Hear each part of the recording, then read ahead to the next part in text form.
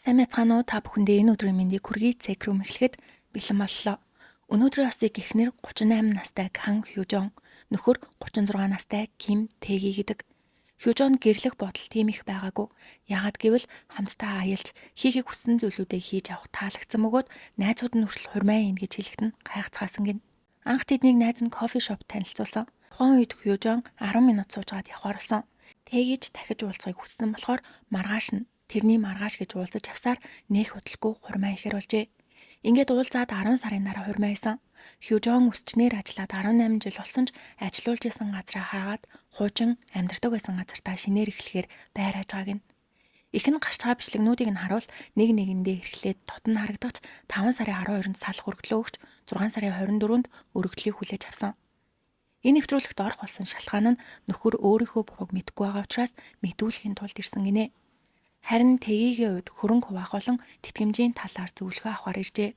Хюжон төрсөн гэртээ ирээд 2 сар гарсан болж байгаа бөгөөд эргэн тойрных нь хүмүүс улмал царайнд гэрэлтэж хөгжилтэй болж гинэ гэсэн бол нөхрийн хувьд цаг хугацаа өнгөрөх тусам ганцаардж байгаа юм шиг мэдрэгдэхээ болж эхнэрийнхэн талаарх турсамж баг багаар бүдгэрч байгааг нь.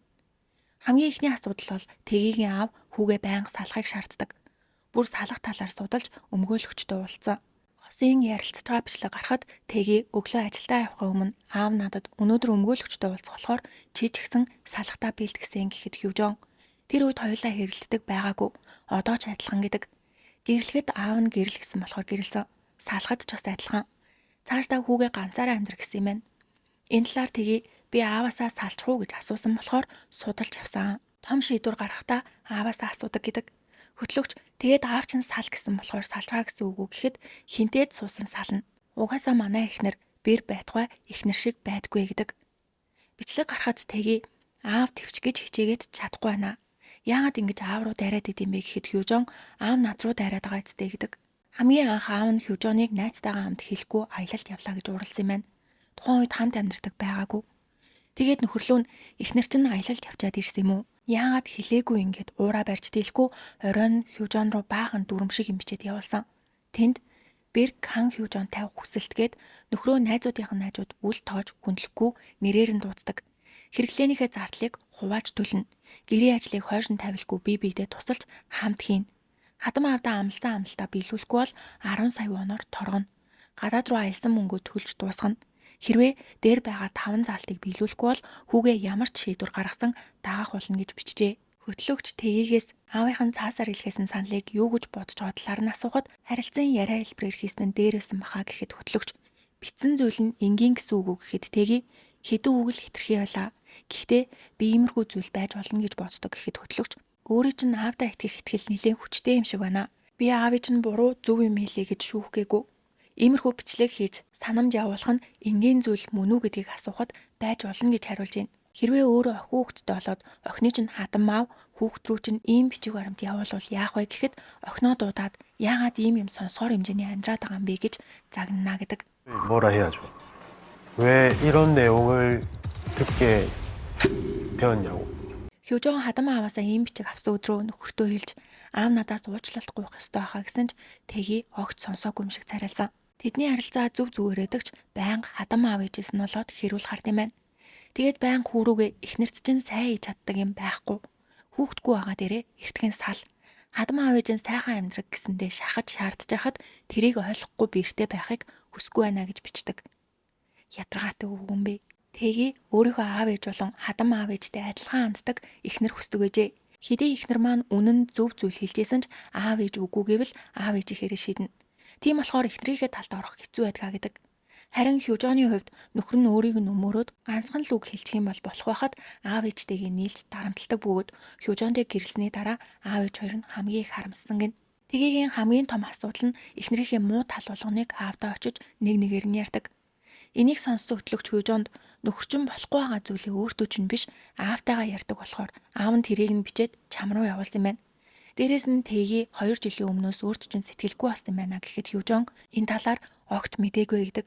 Хөтлөгч аав нь тийм бичиг баримт шаардлага явуулсан нь эрүүл ухаанаас хэтэрсэн зүйл ч гэсэн тийм юм илгээх болсон шалтгаан нь хүн хамт амьдарч чадахгүй хэцүү байна.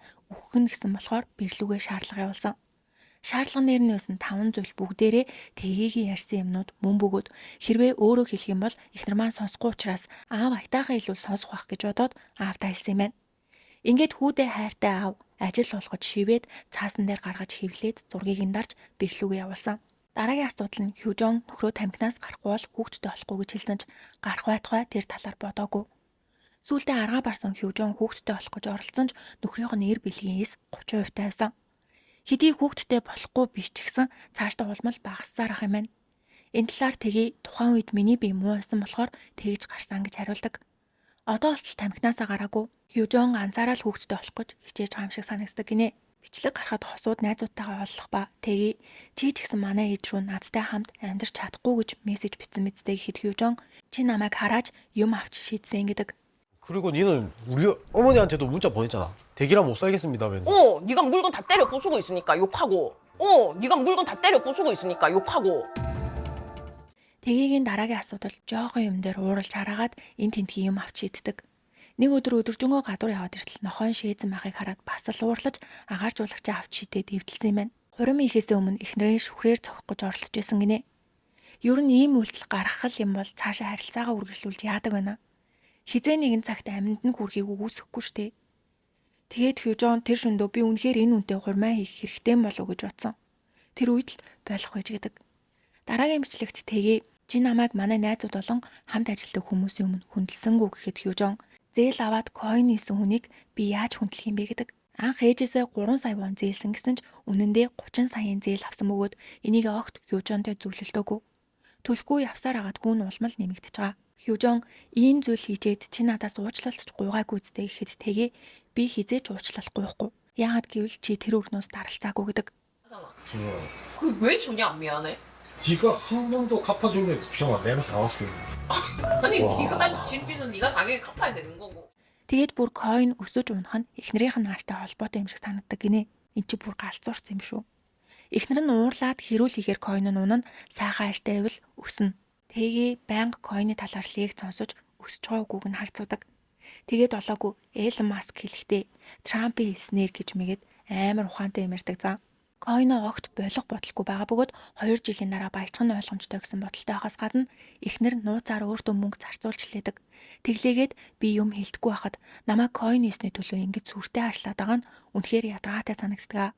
Тэглээж би өөрөө зээл аваад тэр мөнгөөрөө юу хийх нь эхнэрт хамаагүй гэж боддог гэдэг. Харин Хюжон бит хоёр аимшигтай хэрэлдэж зодолдоод нэг нэгнээ үзэн ядаад салж байгаа юм бишээ. Хэрвээ аавтайгаа асуудлаа сайнаар шийдсэн бол энэ хүртэл явахгүй байсан ч одоо яахаа мэдэхгүй байна. Хурмын бичлэгний маань ард аав маань намайг тасралтгүй харж байгаа бичлэг байдаг. Миний аав намайг ингэж амьдр гэж өсгөөгүй болохоор цаашдаа хамт амьдарч чадахгүй юм шиг байна гэд бичлэг дуслаа. Харин тэгээ хурмаал хийчих юм бол сайхан амьдрах гэж бодсон ч харамсалтай нь би өөрөө маш олон буруу зүйл хийсэн гэдэг бодол орж ирсэн бөгөөд салсан нь дээр хаа гэдэг. Бичлэг гарч тэгээ би өнөөдөр 1300 оны орлоготой байсан. Чи хэдийн орлоготой байсан гэхэд Хюжон би одоо мөнгө олохгүй байгаа штэ. Өөрийн чи ачаар ажил хийхгүй байгаа болохоор гэдэг. Үсчийн ажиллуулж эхлэхэд аав нь мөнгө зээлсэн байна. 114 сая 700 мянган вон. Нөхөртөөгөө хамт тал талаар нь 16 жилийн турш жил болгон 10 сая вон төлөхөр шийдсэн. Хюжон ганцаараа одоогоор 40 саяыг төлсөн байгаа бөгөөд одоо амьдарч байгаа гэртээ нүүж ирэхдээ 30 сая вонтой байсан. Дээрээс нь гэрт эрэхтэй юмнууд 10 сая воноор авсан гэхээр бараг 70-аас 80 сая вон гаргасан болохоор тэд хоорондоо ярилцаад тэгээ их нэртэй 120 сая вон өгөөд салахаар шийдсэн. Тэгээгийн хэлснээр сайндаа 70-аас 80 сая вон гаргачаад надаас 120 сая вон авсан болохоор буцааж авмаар байна гэдэг. 50 саяыг буцааж авмаар агааж хүн чанараа зулгаагаад 30 саяыг нь лавах бодолтой байгаа гинэ. Хөтлөгч анхнаасаа ингэх байсан бол яах гэж мөнгө өгсөн талаар нь асуухад хэрвээ 120 сая вон өгчих юм бол байр олон дэлгүүрээ нөхөртөө үлдээгээд 2 нохоогоо аваад явна гэж хэлсэн. Уг нь гэрээгээ эхлээд хийх байсан ч мөнгөө төрүүл шилжүүлээд дараа нь гэрээгээ хийсэн гинэ. Мөн тгий өөрөө аавдаа салмаар байна, хэцүү байна гэж хэлсэн болохоор аав нь өмгөөлөгч хайж авсан гэдгийг Хюжон огт ойлгохгүй байгаа гэдэг. Анхандаа тгий салах тухай огт ярьдаггүй байсан ч эхнэр нь энэ талаар байнга яриад байсан болохоор 2-3 жилийн өмнөөс салах бодолтой болж эхэлсэн. 99-ны 82% салмаар байна. Үнэндээ бүр 100% салмаар байна. Энд ирсний хуульчаас зөвлөгөө авч хэр их хэмжээний мөнгө буцааж авах боломжтойгоо мэдмээр байна гэдэг. Хөтлөгч энэ нэвтрүүлэгт эхнэрчин бүртгүүлсэн. Харин өөрөө чинь энд ирсэн шалтгаан нь 120 саяас 30-аас 40 саяыг буцааж авах зорилготой ирсэн юм уу гэхэд тийм ээ гэж хариулдаг. Зөвлөгөөний цаг болоход сэтгэл зүйч Хосууд сайхан амьдрах нь чухалч хос биш болсон ч нэг нэгэндээ амьдрахад нь туслах хэрэгтэй. Гэхдээ сайхан зөвлөгөө сонсомоор байгаа бол цаашдаа хүчтэй юм шиг царайлгаа болж сул дорой байж хэн нэгэнд найдаж болно. Бүх зүйлийг орхиод тайван амьдрах хэрэгтэй баг. Бас нөхөрчин салаад удахгүй хамт амьдрийгээд ирчиж магадгүй. Тийм болохоор сэтгэл санаа тогтворгүй үедээ буруу шийдвэр гаргалгүй. Энэ эрхтээ үнэхээр өөрчлөгдөж чадах уу гэдгийг шалгасныхаа дараа яахаа шийдэрээгээд нөхрийг оруулж юу мэдэрч байгаа талаар нь асуухад энэ нэвтрүүлэгт орсондоо баг зэрэг харамсаж байна. Эхнэрийн буруу их байгаа гэж бодсон ч миний зээл авч койнисэн талаар л гарч муухайгаар хэлээдсэн гээд инээдэг. 화상을 좀 입었어요. Яагаад инээгээд байгаа юм бол сэтгэл зүйч эхнэр чинь гэрлэлтийн амьдралынхаа үед аз жаргалтай байсан уу? Эхнэр чинь юу ч хэлсэн гомдохооргүй юм шиг хатуу ширүүн харагддгүй гэхэд тгий маш түрэмгий болохоор би ч бас тийм байж болно гэж боддгоо гэхэд сэтгэл зүйч эхнэр чинь саяхан зөвлөгөө аваад гарсан. Миний зөвлөгөө өгч байсан бүх хүмүүсээс хамгийн хурдан уйлсан нь эхнээс нь дуустал. Мөнгнөөс олоо шудраг бус санагдаж энэ хүртэл ирсэн мэт дээ. Харин эхнэр чинь амьдрах гэж энд ирсэн гэж бодож байна. Нөхөр нь 100 гаруй сая вон койнд оруулж алдсан ч тэрийг төвчж итэл гинэд хадам аав нь гарч ирээд нэгэнгүү заавар бичиж явуулаад сал гэж сүрдүүлсэн.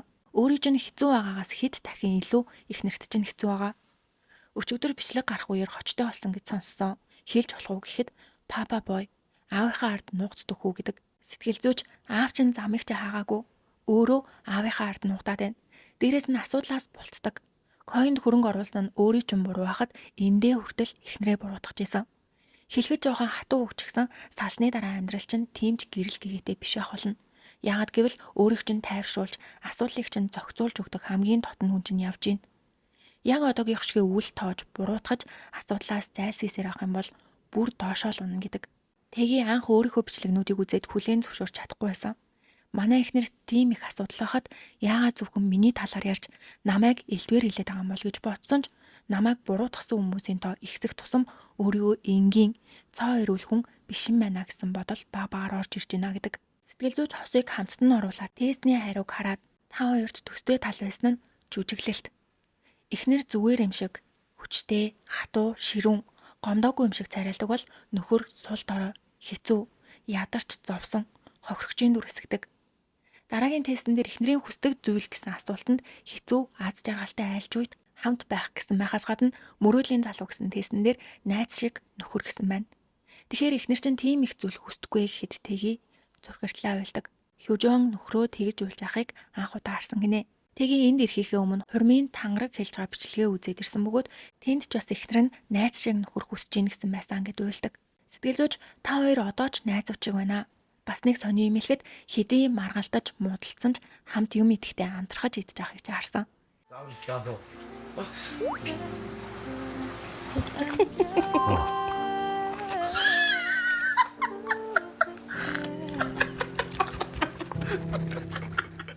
Гэр бүл ийм л байдаг. Бид нар төгсгөл болсон гэж бодох тэр үед хөнгөн хуумгаа амжижсэн зүйлс үнэхээр үн цэнтэй байсныг ойлгодог. Үүний дараа хийх хамгийн чухал зүйл бол цаашдаа яахаа шийдэх сонголт гээд зөвлөгөөний цаг дуусгаад тэгээгийн салах бодол өөрчлөгдсөн бол Хюжон дахиж дүр хэсгэж амьдрахыг хүсэхгүй байгаагаа хэлдэг.